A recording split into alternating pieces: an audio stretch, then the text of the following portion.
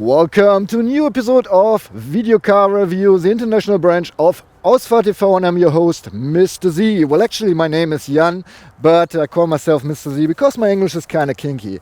However, if you're new to our format, if you haven't seen Ausfahrt TV or Video Car Review yet, be aware our reviews are always a little bit longer than anything else you see on the web. And but don't worry, see in the description text of this video find jump markers. Our videos are always structured in the same way, always the same chapters for all the cars. So you can compare the cars chapter per chapter, and if you are not interested in a certain chapter, you can just jump to the next one, or you say, well, I watched 2 chapters today and choose chapters tomorrow. In the text as well you find the technical specs of our test car and if we have any, the reviews to the competitors. In 2012 at the Paris Auto Saloon, Mitsubishi presented the Mitsubishi Space Star as a successor of the Mitsubishi Colt. By the way, in Asia this car is called Mitsubishi Mirage. And I've done a review of this car back in September 2013, just in German, and I was really, I'm impressed how much our format has developed since then. It's really neat to see. I'll link the German clip in there anyway, so you can see how much I aged in those 3 years, not even 3 years. Well, in the tiny car segment, we see quite a few competitors. I'm not naming all, just giving you some examples. For instance, the Kia Picanto, the Hyundai i10, the Volkswagen Up, which we did recently, or the Peugeot 108, for instance. At least in Germany, Mitsubishi is offering the Space Star with 2 different engines, both 3-cylinder engines. The smaller one has 1 liter capacity and comes with 71 horses. That's a normal version and a ClearTec version, but we have the stronger model. The 1 liter engine you can only get with a 5-speed manual transmission, while with a bigger engine you have a choice between a 5-speed manual or a CVT automatic transmission. So here's a little heart of our test car, 1.2 liter 3-cylinder petrol engine with 80 horses. It's good for maximum torque of 106 Newton meters, and you get them at 4,000 RPM. Our car is equipped with a manual 5-speed, and all the Space Star come with front-wheel drive. Let me give you the basic specs about our test car. The Mitsubishi Space Star 1.2 liter. It accelerates from 0 to 100 kilometers per hour or 62 miles per hour in 11.7 seconds. If you know how to use the stick shift right.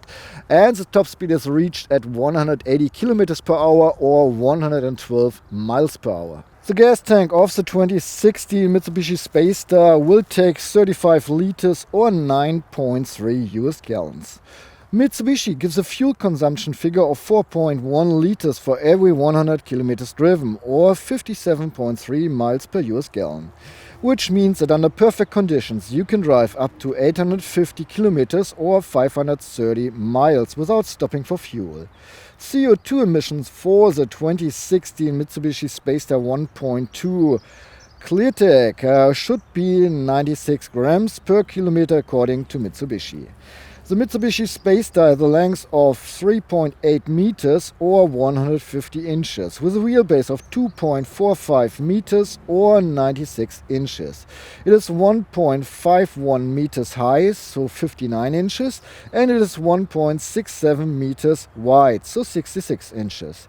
For the turning circle you need at least 9.2 meters or 30.2 feet of free space. The curb weight comes in at 920 kilograms or 2,028 pounds. The maximum loaded weight is 1,340 kilograms or 2,954 pounds. In Germany our test car would cost around about 14,000 euros. Well, at least in Germany, Mitsubishi is offering this Space Star with 3 different trim levels: basic, Plus and Top, as well as they have two limited edition. Our car is equipped with the Edition Plus and the top trim level. When I first saw the car, when my companion Jens brought it to me, I was quite like, didn't you want to bring me a Space Star? Because before the facelift, it only had one line sort of instead of a whole grille, and the chrome elements are new as well. So the whole front bumper is shaped in a more more mature way, I would even say. The whole car looks more mature, while the previous model was more like a cute little car, you know. This front gives the car a whole more mature feeling.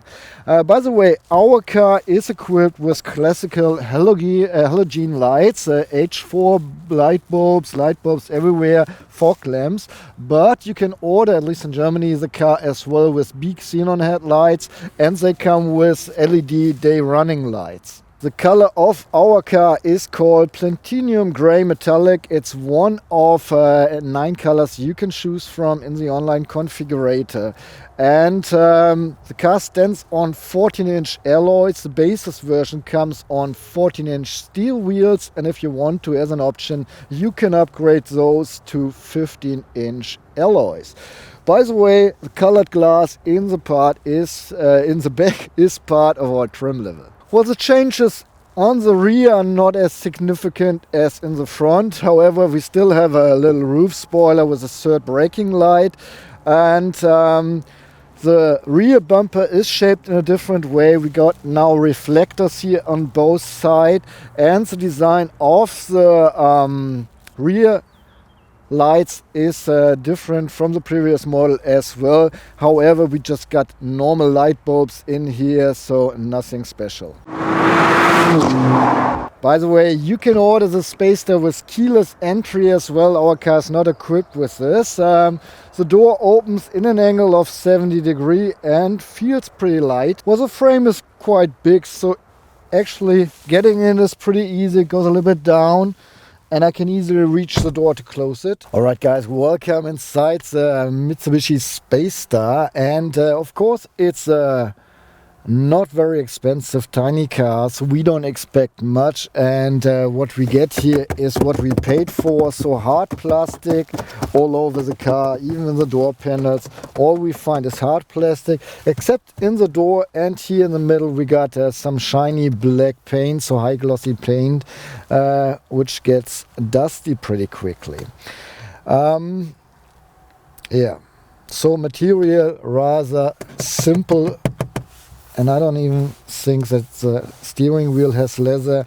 If it's leather, it's pretty hard leather.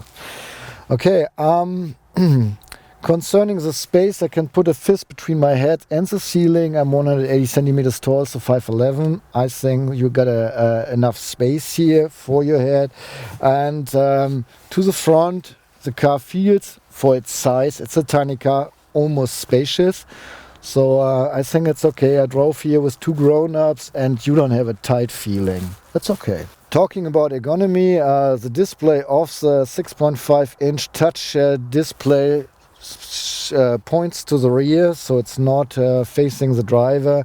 You don't even have much buttons here, and I like the old classical. See, we're testing a bunch of not so expensive cars nowadays, and they all have those rulers, which I like much more than, you know, fuddling around with these push buttons for increasing or decreasing the temperature.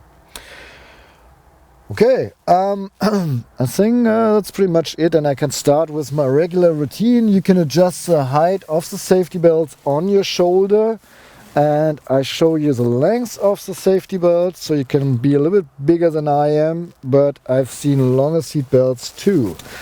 The seats, you can adjust them manually. That's the very back, and here's the very front. You can adjust the backrest as well, but you have a handle here, which I don't like. I like wheels more because once you drive, you want to release your back a little bit and whoops, you know, that's the way it goes. You can adjust the height even of the seat. The whole cushion comes up then, not only the seat, just this cushion. That's neatly made, at least you can adjust it. And you can heat the seats up, the front seats, with two intensities, high and low. Okay, the steering wheel is adjustable only in height. That's the way you have, but still it's better than nothing. And as I said, I'm not even sure if this is leather. If it's leather, it's pretty hard leather. We have, it's not really multifunctional steering wheel. However, we have some controls on the left side to control the infotainment system and to take voice commands and take a call or hang up a call. The infotainment system even comes with well, hands-free speaking. We have a little microphone. Regular, you have them in the, or in most cars, you find them in the ceiling. Here we got them in front of the steering wheel. And driving higher speeds, I encountered that my partner on the phone didn't understand me, so I really had to lean forward to let him know what I was telling him. So in city traffic, this will be fine. When you drive on the highway, it might get a little bit loud and you have to get closer to the microphone. And yeah, we got some black, high glossy black paint here in the lower part of the steering wheel as well. If I look in the mirrors, they're pretty big for a tiny car. You see enough on both, and same for the inner mirror. You see the whole window, and all the three mirrors give you a good idea what's going on behind. If I turn my head around my shoulder, the B-pillar is not really giving me a blind spot. The other way around. A okay, B okay, C is pretty big indeed, so you might want to make sure that you check the mirror as well once you turn your head. There's no rear camera as an option. You get sensors that help you parking the car in an easier manner. Alright, and now on to the cockpit. I will start the engine for you so you see what's going on once you start the car. And we got the speedometer in the center going up to 200 kilometers per hour while the car runs 180, so that's good. On the left side we got the rev meter going up to 6,500 RPM, and then the red range start going to 8,000 RPM.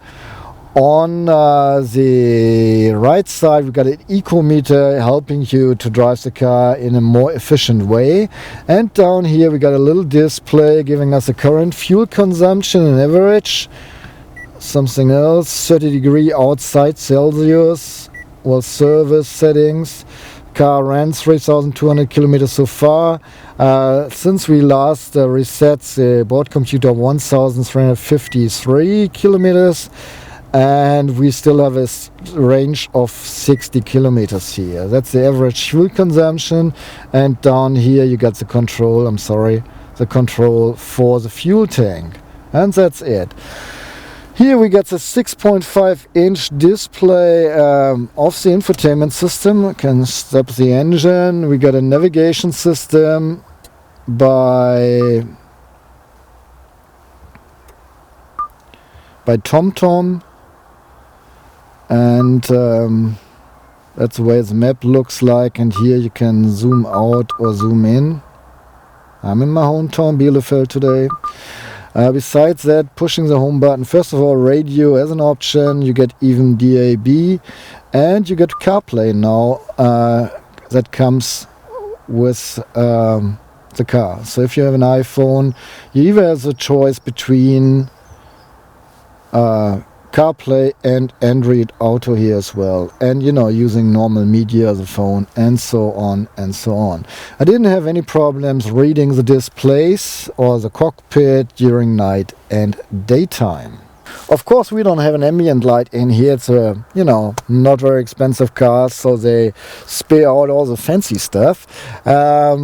we don't have a sunroof either. I don't think you don't even get one as an option.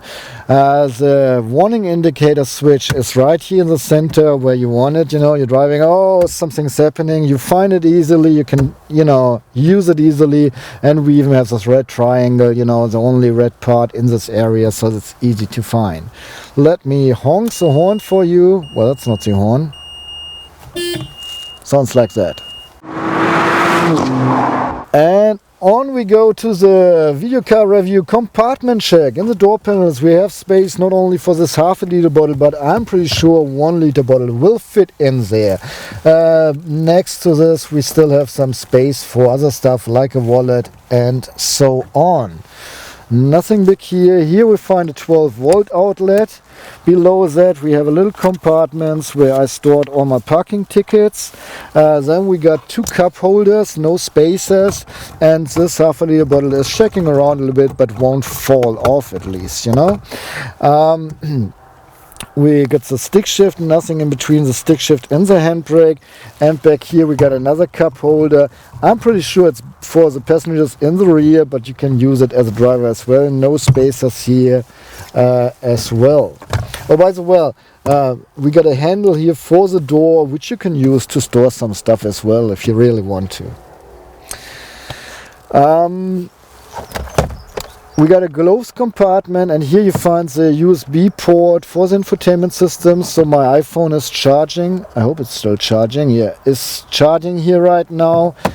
The gloves compartment is not really huge, but at least enough space for the board material and some other stuff. Besides that, they spared out something that you can, you know, use it to have your cable right here, so the cable is not getting a dent.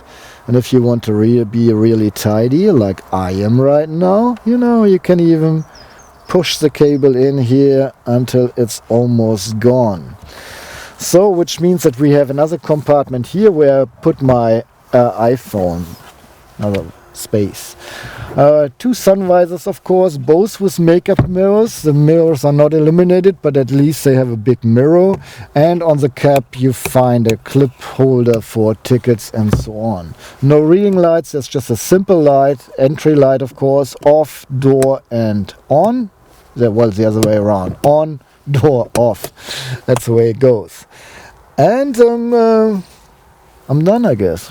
Pretty done here. Great English. Pretty done.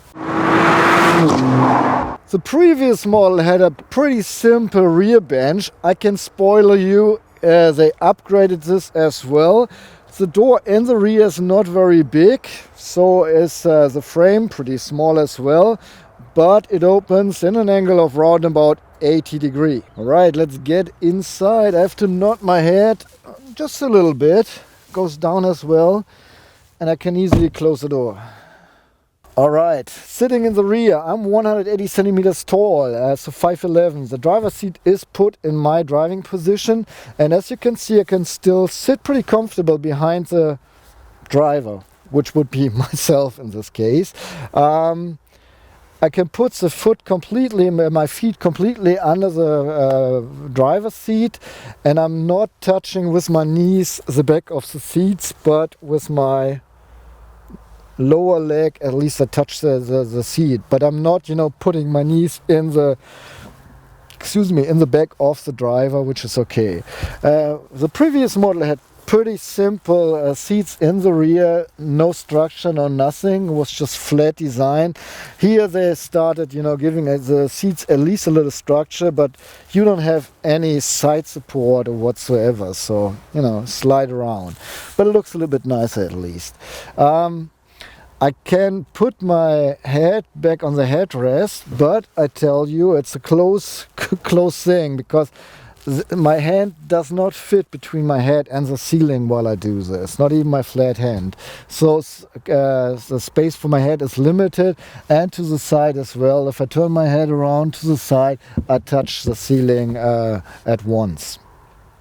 Still, I think for grown-up my size can drive in here, because the 5th person, if I sit in the center, you know, my upper legs already cover parts of the seats of the outer places, so I don't see 5 grown-ups, but at least 4 in this car, which is, I think, okay for this size.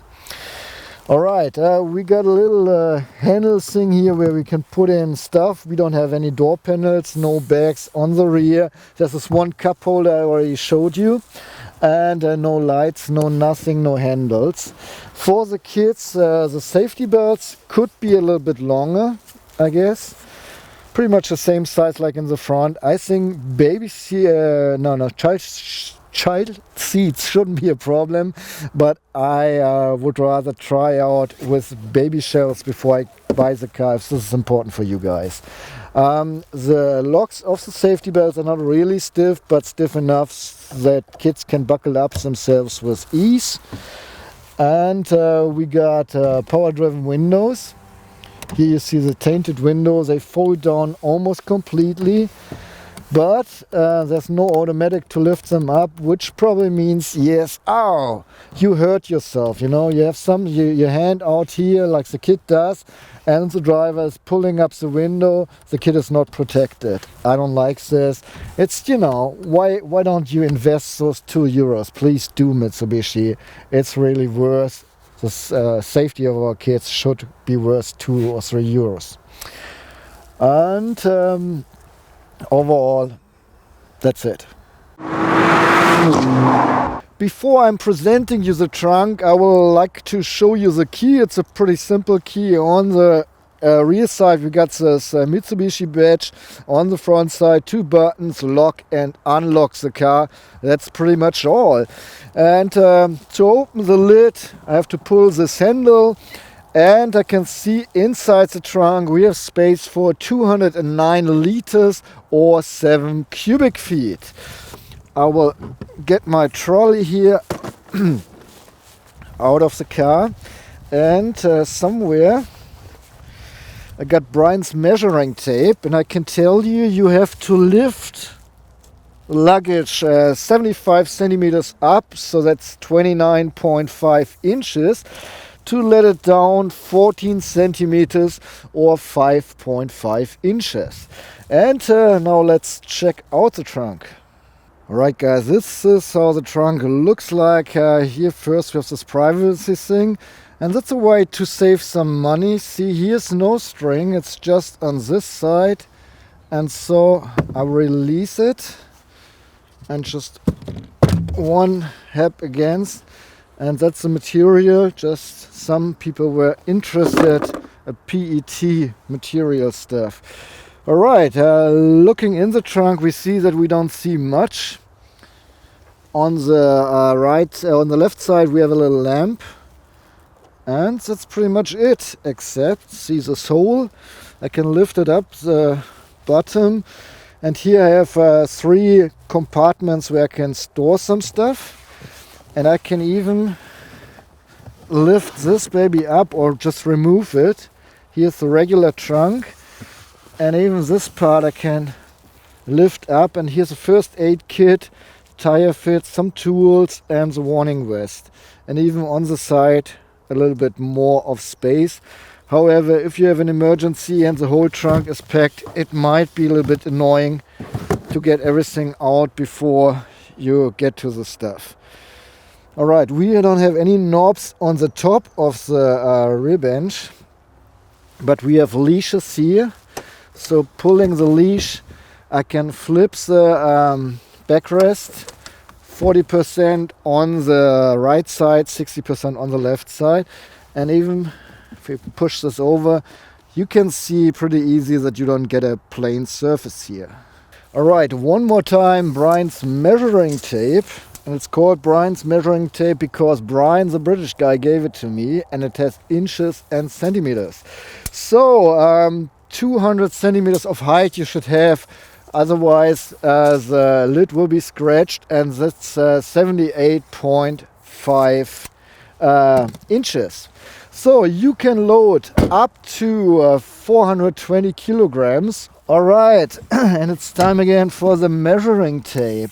We have a depth here of 40 centimeters, so almost 16 inches to this part, and 115 centimeters or 45 inches to the flipped rear bench. And if I push forward the passenger seat, I can even load things up to a length of 140 centimeters to 55 inches. Between the wheel arches inside here, we have 98 centimeters, so 38.5 inches. And up to this privacy blind thing, we got 42 centimeters, so 16.5 inches. And the height in here, up to the ceiling, oh, well, rather here, I guess, is 79 centimeters, so 31 inches. By the way, the frame to load the trunk is smaller than the space between the wheel arches. So down here we have a width of 67 centimeters, so 26 inches. But it's getting wider up here. Well, okay. One more number, guys.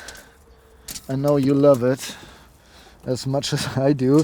96 centimeters, so 38 inches. If we flip the rear bench, we have space for 881 liters or 31 cubic feet. Or 928 pounds inside the car. I didn't find a value if you can put something on the roof. For sure you can pull trailers, but even if they have their own braking systems, they are not allowed to weigh more than 200 kilograms, which is around about 441 pounds. And you might agree that's pretty much nothing.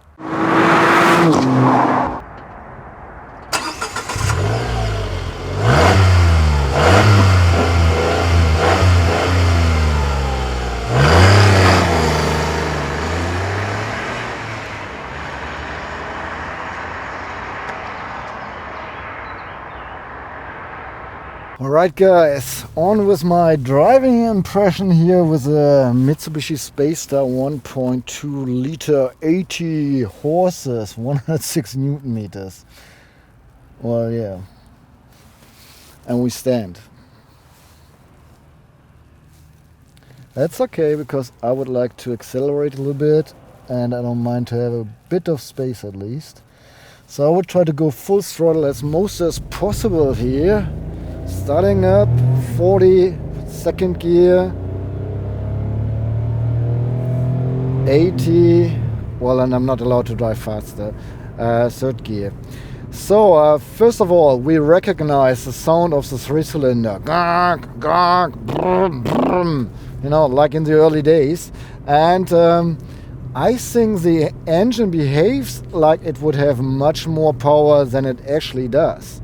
You know, it feels fast, the acceleration feels not too bad, maybe due to the three-cylinder sound, and I'm quite impressed, to be honest. I don't think it's too bad. The steering is fine, works fine in the city limits as well as on the Autobahn, on the highway. And just to give you a little idea at least, I will turn the car in a tight space. Well, not tight, but at least I think you can enjoy to see how it works. 9.2 meters of space you need to turn the car around. That's it. Works fine. You need a little bit of strength in your arms to steer the car, but it's not too bad at all. And as I said, steering is fine. It's not like a very direct steering. In the center you have a little bit of space, you know, where nothing happens. But hey, overall it's a tiny car with 80 horses. That's not too bad. We got a 5-speed manual transmission. The shifting ways are fine. They're, I would even call them precise. Shifting ways are not too long, but not sporty either, you know, so it's fine. And I cannot recall one time that I didn't hit the gear I was wanting to go in, so fine for the shifting. By the way, whenever I accelerate, you know, I have like this 4 digits here showing me how economic I'm driving. 3 green ones and an orange one.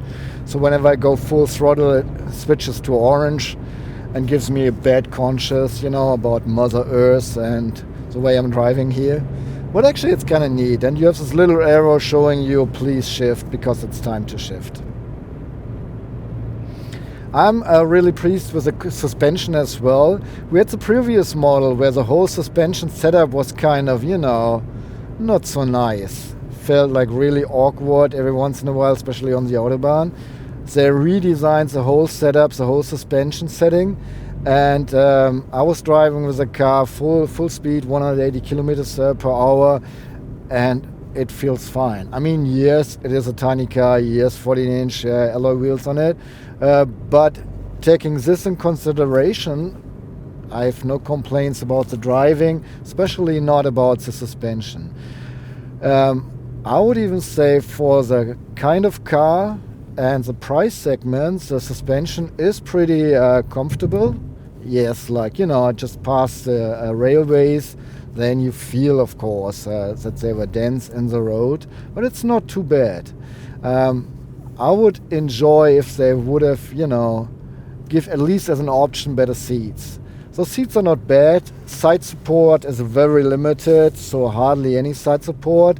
But, you know, overall it feels like a foam seat, and I would really have a little bit more structure, especially driving more than 2 hours in those seats.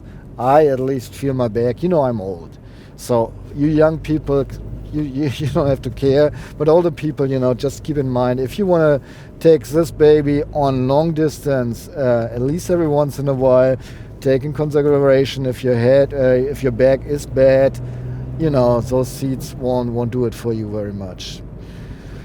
Okay, pulling up to the red lights, I can talk about the brakes. We have disc brakes in the front, drum brakes in the back. I had 2 or 3 times where I was, you know, slowing down a little bit. Well, I had to slow down immediately. Let's put it this way.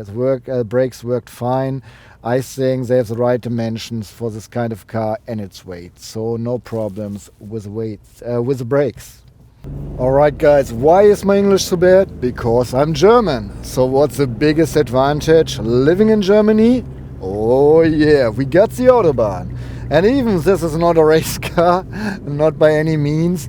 I will take you for a little ride on the Autobahn and give you a little bit of impressions about, you know, driving this car a little bit faster. Second gear, 6,000 RPM, 100 kilometers per hour. In third gear, 120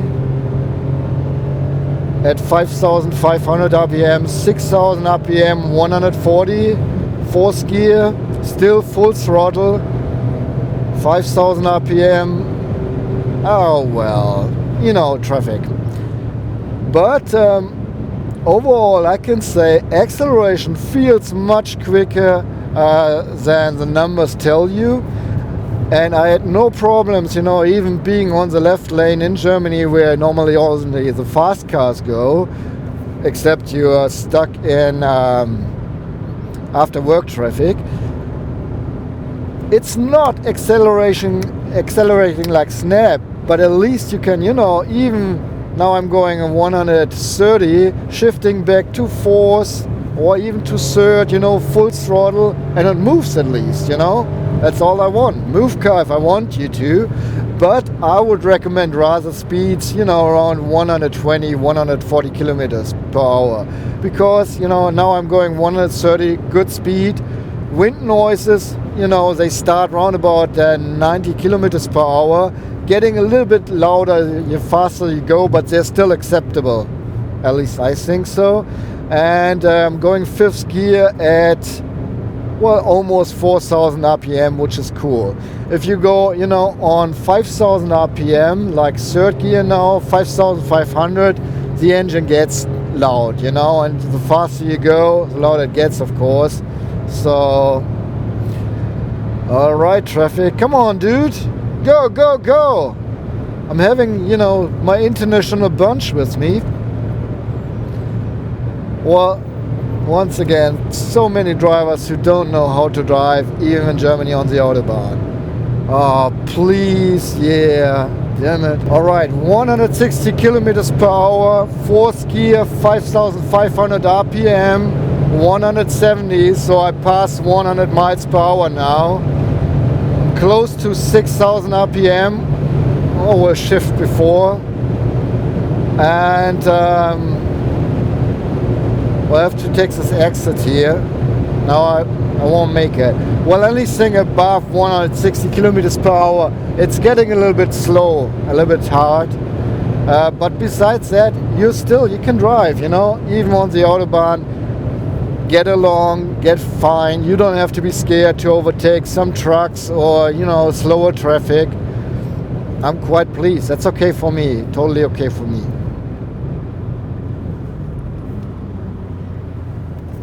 A little faster curve, well, no side support in the seats, but overall suspension and steering car behaves fine. You know, it was way too quick for the corner, but it works at least. You know, I'm still alive and the car is in one piece. Well, as I told you earlier, the car supports CarPlay and Android Auto. The whole system is not too bad, you know. I'm just playing the Doors, Riders on the Storm via Spotify. Works with charm, everything's cool. But be aware that the speakers that you get in the car are rather basic, you know. If you really like to listen to a lot of music, loud and all that, just keep some money aside to buy some good speakers, maybe even a small amplifier to have a better sound and more fun listening to music. Well, that's it. That's my review about the Mitsubishi Space Star year 2016 with a 1.2 liter engine. Well, Mitsubishi claims a fuel consumption of 4.1 liter for every 100 kilometers driven. I say no, at least our test car took 6.5 liters. However, the 6.5 liters are out of a range of 1,355 or something kilometers, and I didn't drive them. I just took 300 kilometers on the car, so I can really tell you, I have the feeling that you can drive the car with less than 6 liters for every 100 kilometers driven. If you shift early enough, you know, don't take it too sporty, don't rush too much on the highway or Autobahn, then you can reduce the fuel economy for sure. Or fuel efficient, raise the fuel efficiency, whatever. Okay, usage as a daily driver. Well, 4 grown-ups and a tiny bit of luggage, or 2 grown-ups and quite a little bit of trunk. I might say yes, but I'm especially surprised that 4 grown-ups fit in here just okay. The trunk is not really huge, but it's okay, and you can flip the rear bench, even parts of it. So I say yes, usage as a daily driver is okay. Driving fun. Well, no, I didn't have too much fun driving this car. I have to admit, I start liking the 3-cylinder sound for some reason, you know. Maybe I get reminded of the good old times when I was playing with toy cars. Brum, brum, you know, kind of sounds the same. However, this car is not really fun to drive, but it's good to drive. Don't get me wrong, you know, fun is like, oh, I really enjoy driving it. It's took me from A to B and back in a good manner, but I was not like sitting there smiling all crazy. Last but not least, comfort. I remember the previous model where I watched our old review where we said was the suspension, the whole setup is kind of, you know, I don't know. It's much better now. I have nothing to complain about the suspension. I would even say it's pretty comfortable for this kind of car, for a tiny car, good suspension setting. Pretty comfortable. The seats could be a little bit more comfortable, but I could drive 2 hours without, you know, complaining about my back. So they're not too bad either. All in all, I think it's a pretty nice tiny car and a good competitor for the other ones who are already in the market. And I especially say that Mitsubishi did a good job, you know, working on the facelift. All right. Well, that's it already. If you have any questions, please put them below in the comments. Every once in a while I try to answer every comment or all the comments that came up. If you enjoyed the show, give me a thumb up, please. If you want to do Ausfahrt TV something good, we are offering Patreon and Tippy as services so you can send me money. And I like this. But don't worry, you don't have to. And if you don't have money, you can still help me out. Please share our clips on Facebook, Twitter or Google Plus to help me gain the reach. Tell your colleagues and your friends about us, even your family, even your little daughter or sister. I don't care, you know, as long as they enjoy the show and watch it, I'm fine.